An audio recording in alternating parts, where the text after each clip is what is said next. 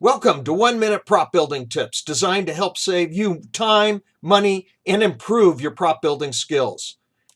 There are so many possible uses for magnets in prop building, such as using them to provide a removable attachment method for securing two parts together.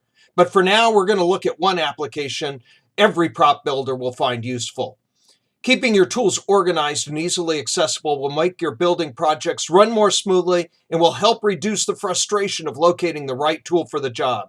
To that end, I recommend that you purchase a few magnetic strips for attaching your most often used tools. They're simple to install and the investment won't break the bank. You can buy a whole set for less than you'd spend on another toolbox. Check the links below. I have 6 of these distributed between several workstations and will be adding a few more. It's so nice to get the tools off the workbench and out of the toolbox and be able to see and quickly grab the tool I need. Speed up your workflow and pick up a few for your shop. If you want to see more content just like this, hit that subscribe button and the bell icon before you go.